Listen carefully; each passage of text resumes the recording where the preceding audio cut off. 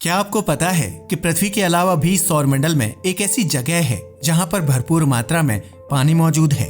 आपको जानकर हैरानी होगी कि वहां पर पृथ्वी के मुकाबले करीब 2 गुना ज्यादा पानी है।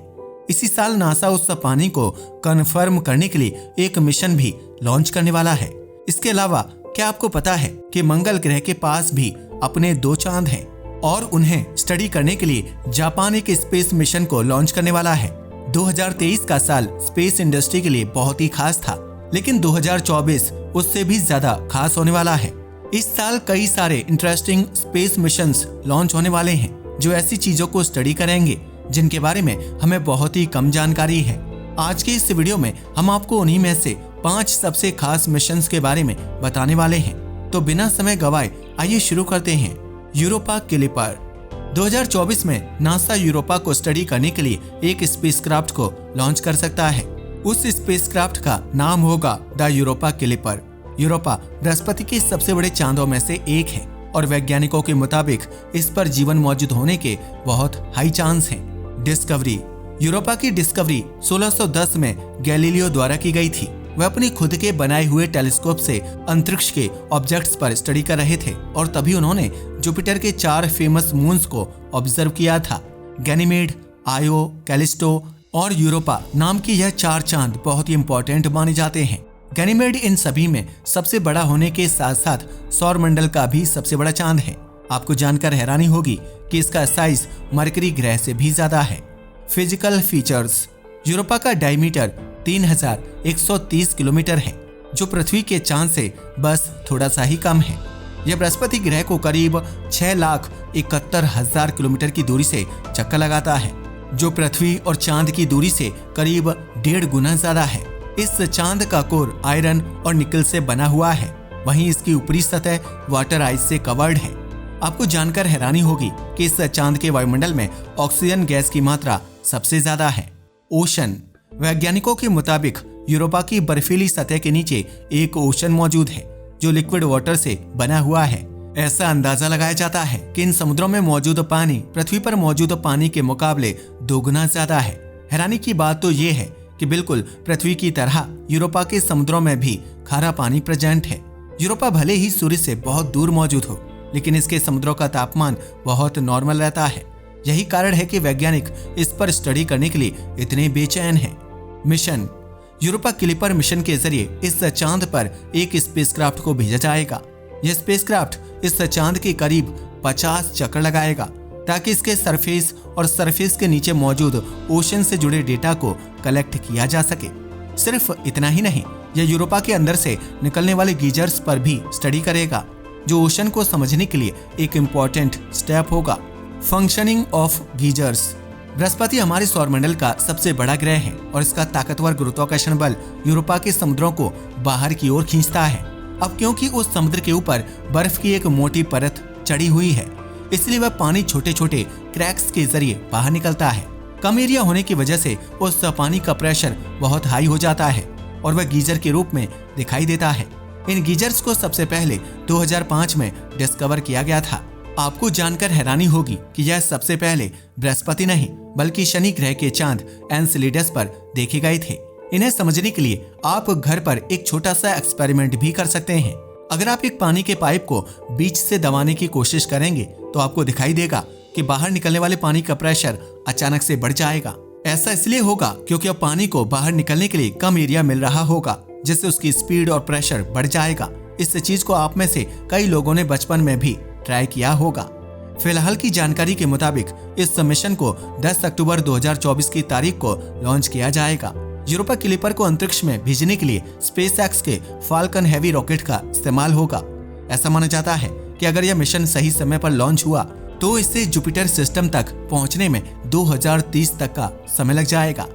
आर्टेमिस 2 ग्रीक मिथोलॉजी में अपोलो की जुड़वा बहन का नाम आर्टेमिस था और इसी से नासा ने अपने दूसरे मून प्रोग्राम का भी नाम चुना है।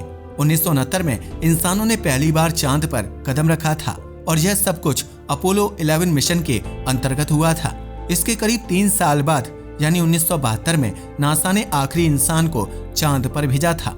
उसके बाद से आज तक कोई भी इंसान चांद पर नहीं गया है, लेकिन अपोलो प्रोग्राम के करीब 55 सालों बाद नासा वापस से इंसानों को चांद पर भेजने वाला है।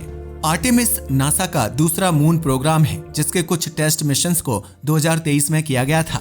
2024 में इन टेस्ट मिशंस में से एक लेवल ऊपर बढ़ते हुए एक असली मिशन को परफॉर्म किया जाएगा। आर्टेमिस 2 इस पूरे मून प्रोग्राम का पहला क्रूड मिशन होगा। 10 दिन लंबे चलने वाले इस मिशन में 4 एस्ट्रोनॉट्स चांद के ऑर्बिट में जाएंगे और अपनी रिसर्च एंड ऑब्जर्वेशन करेंगे। इस मिशन से पहले आर्टेमिस 1 को 2022 के अंत में किया गया था। आर्टेमिस 1 और आर्टेमिस 2 में फर्क सिर्फ एस्ट्रोनॉट्स के होने का है। जहां आर्टेमिस 1 अनक्रूड यानी कि विदाउट एस्ट्रोनॉट्स चांद के ऑर्बिट में गया था, वहीं आर्टेमिस 2 में स्पेसक्राफ्ट के अंदर 4 एस्ट्रोनॉट्स का क्रू मौजूद होगा। द क्रू आर्टेमिस प्रोग्राम के जरिए नासा पहली औरत और पहले नॉन व्हाइट इंसान को चांद पर लैंड कराएगा। स्क्रीन पर दिख रही तस्वीर में आप उन एस्ट्रोनॉट्स के क्रू को देख सकते हैं जो कुछ ही साल बाद चांद पर कदम रखने वाले हैं। आपकी जानकारी के लिए बता दूं कि इस तस्वीर को सितंबर 2023 में कैप्चर किया गया था। यह सभी एस्ट्रोनॉट्स तब कैनेडी स्पेस सेंटर में मौजूद थे जहां पर आर्टेमिस 2 के ग्राउंड सिस्टम का टेस्ट मिशन चल रहा था। लॉन्च फिलहाल की जानकारी के मुताबिक आर्टेमिस 2 को नवंबर 2024 में लॉन्च किया जाएगा। अगर यह मिशन थोड़ा बहुत डिले भी होता है तब भी यह 2025 के शुरुआती भाग में ही कंप्लीट हो जाएगा। नासा के मुताबिक फिलहाल इस मिशन के लिए स्पेस सूट्स और ऑक्सीजन इक्विपमेंट्स की टेस्टिंग चल रही है, जो बेशक एक बहुत ही इंपॉर्टेंट चीज है। वाइपर 2023 में भारत पहला ऐसा देश बना जिसने चांद के साउथ पोल पर सॉफ्ट लैंडिंग की। चंद्रयान 3 के हिस्टोरिक मिशन के जरिए इसरो ने अपनी काबिलियत का झंडा पूरी दुनिया के सामने फहराया। लैंड करने के साथ साथ वहां सल्फर और ऑक्सीजन जैसे इंपॉर्टेंट एलिमेंट्स को भी डिस्कवर किया गया और यह सब कुछ मात्र 14 दिनों के टाइम पीरियड में हुआ। वाटर ऑन मून चांद के साउथ पोल पर वाटर आइस भी मौजूद है जिसे सबसे पहले 2008 में चंद्रयान 1 ऑर्बिटर द्वारा खोजा गया था। इस डिस्कवरी को कन्फर्म करने के लिए नासा ने भी अपना एक स्पेसक्राफ्ट लॉन्च किया था जिसका नाम था लूनर रिकॉनिसेंस ऑर्बिटर। इसी वाटर आइस को और अच्छे से डिस्कवर करने के लिए 2024 में नासा वाइपर नाम के एक मिशन को लॉन्च करने वाला है। Details of the mission VIPER का फुल फॉर्म है volatiles investigating polar exploration rover और इसका नाम ही इस पूरे मिशन को डिफाइन करने के लिए काफी है। यह स्पेसक्राफ्ट चांद के साउथ पोल पर लैंड होने के बाद ऐसे एलिमेंट्स पर स्टडी करेगा जो वॉलेटाइल होते हैं। केमिस्ट्री में वॉलेटाइल का मतलब होता है ऐसे मॉलिक्यूल्स जो बहुत तेजी से वेपराइज हो जाते हैं, यानी कि गैस में कन्वर्ट हो जाते हैं। ऐसे मॉलिक्यूल्स का सबसे अच्छा उदाहरण है वाटर और कार्बन डाइऑक्साइड।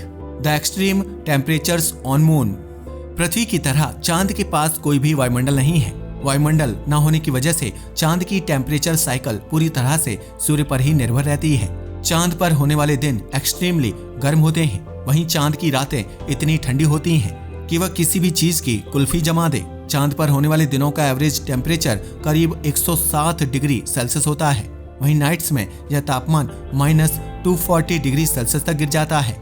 अगर आपको नहीं पता तो बता दूं कि ब्रह्मांड में मौजूद सबसे ठंडी जगह बूमरैंग नेबुला है और इसका तापमान -272 डिग्री सेल्सियस है। चांद की रातों और ब्रह्मांड की सबसे ठंडी जगह में मात्र 32 डिग्री सेल्सियस का ही डिफरेंस है। इससे आप चांद पर होने वाली भयानक ठंड का अंदाजा लगा सकते हैं। आपकी जानकारी के लिए बता दूं कि चंद्रयान 3 मिशन के बंद पड़ने का भी कारण यही एक्सट्रीम ठंड थी, लेकिन नासा के वाइपर मिशन में ऐसी कोई भी दिक्कत नहीं आएगी। ऐसा इसलिए है क्योंकि इस स्पेसक्राफ्ट में रेडिएटर्स और हीट पाइप्स को लगाया जाएगा जो बैटरीज के द्वारा काम करेंगे। इस पूरे सेटअप की मदद से वाइपर अपनी खुद की गर्मी को जनरेट कर पाएगा और अपने तापमान को बैलेंस्ड रख पाएगा। यह मिशन करीब 100 दिनों तक चलेगा, जिसमें गोल्फ कार्ट के साइज का एक रोबोट चांद की सतह को एक्सप्लोर करेगा।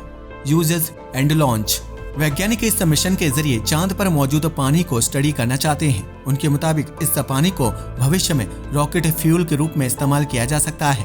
पानी हाइड्रोजन और ऑक्सीजन से मिलकर बनता है और यह दोनों ही एलिमेंट्स रॉकेट फ्यूल बनाने के लिए बहुत महत्वपूर्ण हैं। फिलहाल की जानकारी के मुताबिक वाइपर को नवंबर 2024 में लॉन्च किया जाएगा और यह उसी महीने चांद पर लैंडिंग को भी अटेम्प्ट करेगा। ESA's हीरा मिशन अमेरिका और भारत की तरह यूरोप की भी एक स्पेस एजेंसी है जिसका नाम है यूरोपियन स्पेस एजेंसी। इसे शॉर्ट में ESA कहकर बुलाया जाता है। 2022 में नासा ने अपने डार्ट मिशन को लॉन्च किया था, जो अपनी तरह का पहला मिशन था। इस मिशन में नासा ने एक एस्टेरॉयड सिस्टम पर काइनेटिक इम्पैक्ट किया था, ताकि उनमें से एक एस्टेरॉयड के ऑर्बिट को चेंज किया जा सके। Dangers in our solar system. हमारे सौरमंडल में हजारों ऐसे एस्टेरॉयड्स मौजूद हैं जो कभी भी आकर हमारी पृथ्वी से टकरा सकते हैं। ऐसा ही एक एस्टेरॉयड 13 अप्रैल 2029 को हमारी पृथ्वी के बहुत नजदीक से गुजरेगा। उस एस्टेरॉयड का नाम है एफोफिश और उसके पृथ्वी से टकराने के चांसेस करीब 2% हैं। अगर वह सच में हमारी पृथ्वी से टकरा जाता है तो एक बहुत ही बड़ा डिजास्टर होगा, जिसमें लाखों लोगों की जानें जाएंगी। इसके अलावा उस एस्टेरॉयड इम्पैक्ट की वजह से पृथ्वी के वायुमंडल में भी कई सारे बदलाव होंगे, जो हमें पृथ्वी के मौसम और तापमान में दिखाई देंगे। आज से करीब 6.6 करोड़ साल पहले एक ऐसा ही एस्टेरॉयड हमारी पृथ्वी से टकराया था, जिसकी वजह से डायनासोर्स का खात्मा हो गया था। हम किसी वायरस से अपने आप को बचाने के लिए वैक्सीन का निर्माण कर सकते हैं, किसी बीमारी को सॉल्व करने के लिए दवाइयों को इन्वेंट कर सकते हैं, पृथ्वी के वातावरण को दूषित होने से बचाने के लिए इलेक्ट्रिक व्हीकल्स का इस्तेमाल कर सकते हैं। लेकिन क्या हो अगर कोई बड़ा एस्टेरॉयड हमारी पृथ्वी से टकरा जाए? इस आपदा से बचने का हमारे पास कोई भी तरीका नहीं है, लेकिन अगर हमें उस एस्टेरॉयड के बारे में पहले से ही पता चल जाए तो हम जरूर कुछ कर सकते हैं। The kinetic impact technique. वैज्ञानिकों के मुताबिक ऐसे किसी एस्टेरॉयड से बचने के लिए काइनेटिक इम्पैक्ट नाम की एक तकनीकी का इस्तेमाल किया जा सकता है। इसमें एक तेज रफ्तार से चल रही स्पेसक्राफ्ट को एस्टेरॉयड से टकराया जाता है, ताकि उसकी दिशा को चेंज किया जा सके। कुछ ऐसा ही 2022 के नासा डार्ट मिशन में भी किया गया था। वैज्ञानिकों ने डाइमॉर्फस नाम के एक एस्टेरॉयड पर अपनी स्पेसक्राफ्ट को हिट किया था, जिससे उसके ऑर्बिट में इंस्टेंट बदलाव आ गए थे। इसी एस्टेरॉयड को अच्छे से स्टडी करने के लिए अक्टूबर 2024 में हीरा मिशन को लॉन्च किया जाएगा। ईएसए द्वारा डिजाइन किया गया यह स्पेसक्राफ्ट 2026 तक डाइमॉर्फस पर पहुंचेगा। पहुंचने के बाद यह इसकी और इसके पार्टनर एस्टेरॉयड की फिजिकल प्रॉपर्टीज को स्टडी करेगा।